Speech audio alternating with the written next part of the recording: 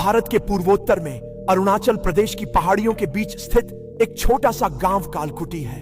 यह गांव अपने घने जंगलों और अनदेखे जीव जंतुओं के लिए जाना जाता था, पर अब यह केवल डरावनी कहानियों और रहस्यमय घटनाओं का प्रतीक बन चुका है। कहा जाता है कि बहुत पहले यह गांव शांत और खुशहाल था, लेकिन एक दिन गांव के नजदीक जंगल में एक रहस्यमय गुफा की खोज हुई।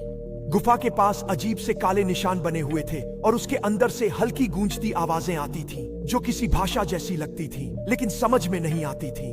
गांव के बुजुर्गों ने चेतावनी दी कि गुफा के पास जाना ठीक नहीं है, लेकिन युवाओं के उत्साह ने उनकी चेतावनियों को अनदेखा कर दिया।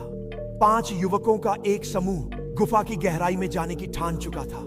वे मशालें लेकर अंदर गए। जैसे जैसे वे गुफा के अंदर बढ़े, उन्हें दीवारों पर अजीबोगरीब चित्र और पुराने संस्कृत जैसे शब्द अंकित मिले। अचानक गुफा के अंदर की गूंजती आवाज तेज होने लगी। उनमें से एक, जिसका नाम समीर था, चीखते हुए बाहर भागा। उसने बताया कि उसने किसी काले साए को देखा था जो उसकी तरफ बढ़ रहा था। बाकी 4 युवक कभी वापस नहीं लौटे। अगले दिन समीर को गांव के किनारे एक पेड़ से लटका हुआ पाया गया। उसकी आंखें खुली थीं और उसके चेहरे पर डर की ऐसी छाप थी जो देखने वालों को हिला देती थी। इस घटना के बाद गांव में अजीब घटनाएं शुरू हो गईं। रात के समय जंगल से बच्चों के रोने की आवाजें आती।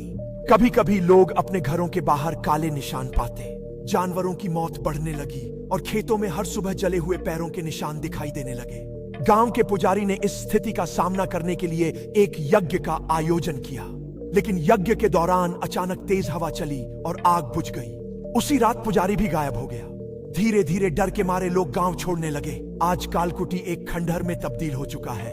लोग कहते हैं कि रात के समय उस ओर जाने की हिम्मत मत करना, क्योंकि वहां से अभी भी गुफा की गूंजती आवाजें सुनाई देती हैं। जो कोई भी इन आवाजों को सुनता है वह या तो पागल हो जाता है या फिर कभी लौटकर नहीं आता।